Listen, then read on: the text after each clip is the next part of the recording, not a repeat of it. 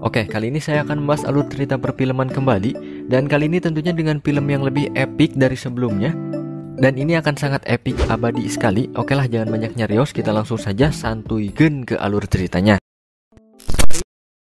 Scene diawali dengan seorang remaja yang melihat bintang dengan teleskopnya.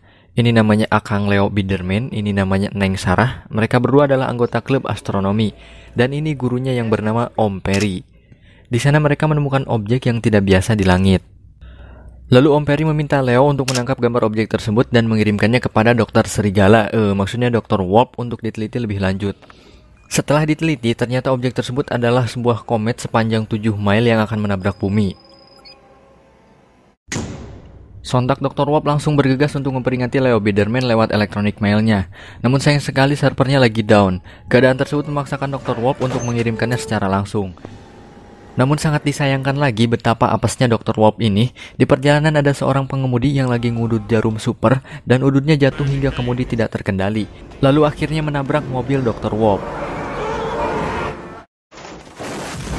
Dan akhirnya Dr. Warp pun mati.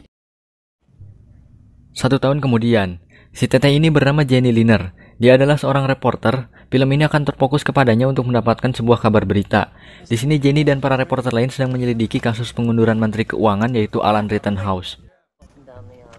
Jenny menemui ibunya yang bernama Robin Liner. Di sana kita diberitahu bahwa ayahnya Jenny yaitu Jason Liner telah menikah lagi dengan Chloe. Namun Jenny tidak pernah menerima pernikahan tersebut. Lalu Jenny pergi mewawancari seorang wanita untuk mendapatkan informasi mengenai Alan Rittenhouse. Wanita tersebut mengaku bahwa dirinya bernama Ellie. Setelah itu Jenny pergi menemui Alan Rittenhouse dengan tujuan mencari tahu lebih dalam penyebab pengunduran Alan dan hubungannya dengan Ellie yang diduga adalah perselingkuhannya.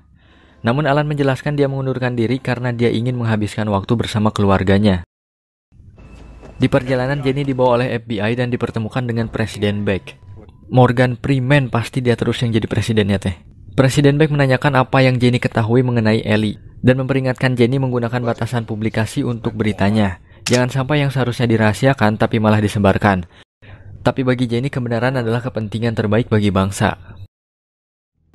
Jenny merasa penasaran dengan ucapan Presiden Beck mengenai rahasia yang mereka sembunyikan di balik berita pengunduran Alan Rittenhouse dan hubungannya dengan Ellie. Akhirnya Jenny mencari tahu apa itu sebenarnya Ellie. Dan ternyata Ellie adalah ELE atau sebuah singkatan dari Extinction Level Event yang artinya acara tingkat kepunahan. Maksudnya, Presiden Beck telah mengetahui lebih awal mengenai komet yang akan menuju bumi dan menghancurkan kehidupan makhluk hidup. Namun Presiden Beck sengaja tidak memberikan pengumuman lebih awal karena akan menakut-nakuti masyarakat. Presiden Beck juga sedang mempersiapkan solusi untuk komet tersebut. Namun dikarenakan penyelidikan Jenny yang hampir membongkar semuanya, akhirnya Presiden Beck membuat pengumuman lebih awal mengenai komet berukuran 7 mil dengan berat 500 miliar ton yang akan menabrak bumi dalam jangka waktu 1 tahun yang akan datang. Dan tentu saja itu akan menakuti masyarakat. Namun tidak ada pilihan lain bagi Presiden untuk segera mengungkapkan hal tersebut. Dia juga menjelaskan bahwa selama 8 bulan terakhir Amerika Serikat dan Rusia telah membangun pesawat ruang angkasa terbesar yang dibangun di orbit bumi. We call it the Messiah.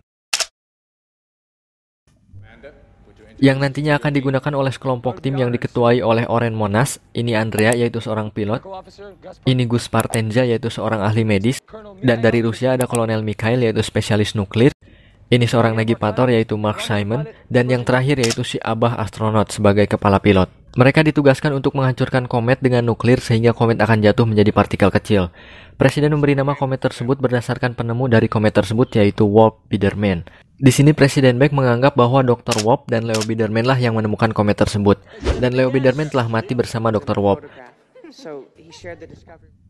Tapi semua itu mendapat klarifikasi dari Leo Biderman bahwa Bapak Presiden mendengar berita simpang siur yang mengira dirinya telah mati juga bersama Dr. Warp.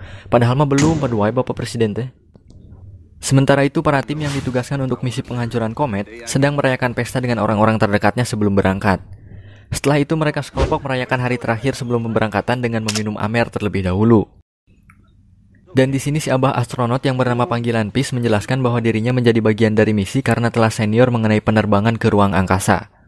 Hari pertama roket diluncurkan.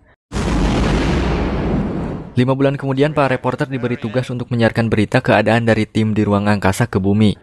Sedangkan Jenny ditugaskan untuk berada di meja berita. Sejauh ini tidak ada masalah sampai pengeboran dilakukan. Mereka harus menggali lubang sampai 100 meter tapi moles atau disebut tikus tanah atau mesin pengebornya mentok pada kedalaman 75 meter. Dan itu adalah masalah. Akhirnya Orange Juice memutuskan untuk masuk ke dalam galian untuk memperbaiki mesin bornya. Tapi mereka juga harus menyesuaikan dengan waktu yang ada.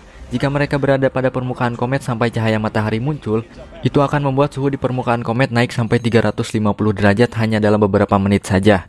Dan akan menimbulkan ledakan gas berkecepatan tinggi. Dan akhirnya Orange Juice selesai memperbaiki mesin bornya. Tapi sayangnya Partenza terpental oleh ledakan gas dan menghilang. Sementara itu Oren tidak sempat menggunakan perisai wajahnya yang menyebabkan wajahnya terbakar dan matanya mengalami kebutaan. Setelah nuklir diledakkan, koneksi di ruang angkasa dan di bumi terputus. Ternyata peledakan bom nuklir hanya membelah kometnya saja, dan sekarang menjadi dua komet menuju bumi, yang satu berukuran 1,5 mile dan yang satunya lagi berukuran 6 mile. Presiden Beck mengatakan bahwa rencana penghancuran kometlah gagal, dan ia akan melakukan strategi kedua itu dengan menggunakan rudal Titan milik Rusia untuk membelokkan arah komet. Namun rudal tersebut hanya bisa diluncurkan hanya ketika komet benar-benar dekat dengan bumi. Selain itu, Presiden juga menjelaskan pengumuman darurat pemerintah telah mempersiapkan tempat perlindungan berupa gua besar untuk kehidupan 2 tahun ke depan setelah komet menghantam bumi. Tapi sayangnya gua tersebut hanya dapat menampung sebanyak 1 juta penduduk Amerika saja, yang terdiri dari 800.000 warga Amerika yang akan dipilih secara memilikan, dan 200.000 manusia terdiri dari ilmuwan, dokter, insinyur, guru, dan tentara yang juga dipilih secara random.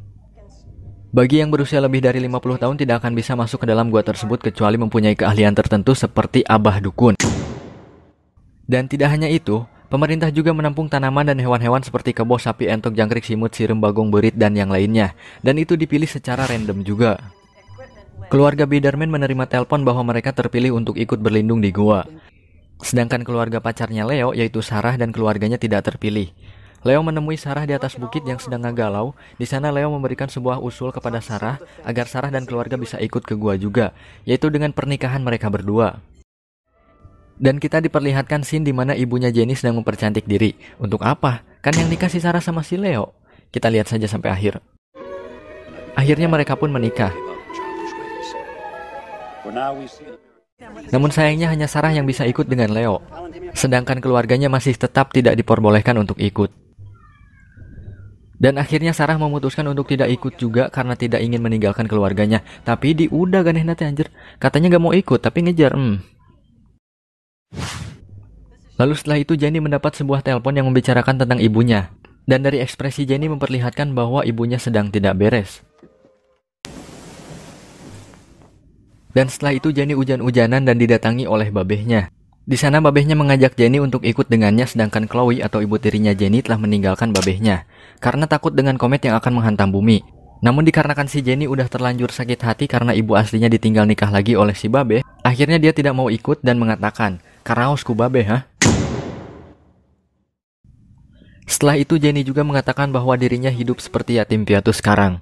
Yang berarti dari perkataan si Jenny ini, setelah kehilangan ayahnya tersebut yang menikah lagi dengan orang lain, ternyata ibunya telah meninggal. Lalu Jenny pun pergi meninggalkan ayahnya dengan taksi.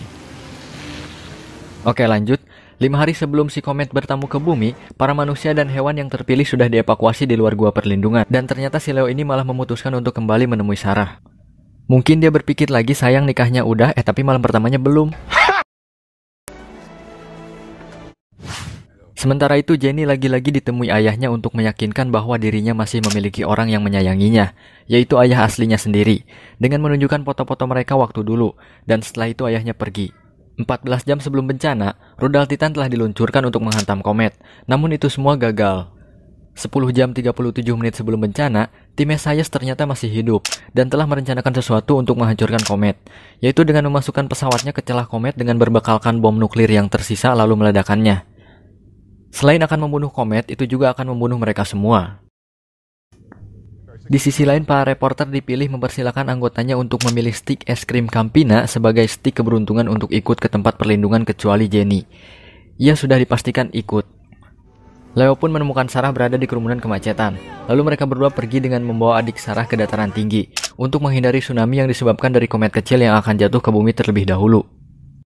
Lalu scene kembali berpindah kepada Jenny. Aduh mohon maaf, scene-nya loncat-loncat kayak berit anjir.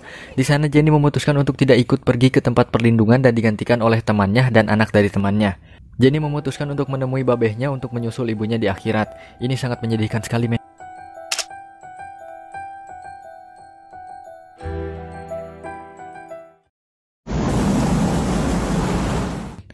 Akhirnya komet kecil menghantam bumi dan mengakibatkan tsunami. Lalu Jenny dan ayahnya mati bersama di sana.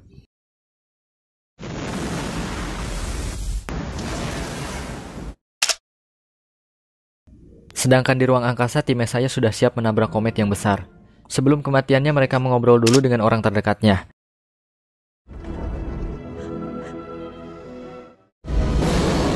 Dan akhirnya mereka berhasil menghancurkan komet tersebut dan merubah menjadi partikel kecil. Sedangkan Leo, Sarah, dan adiknya berhasil mencapai puncak bukit dan selamat dari tsunami.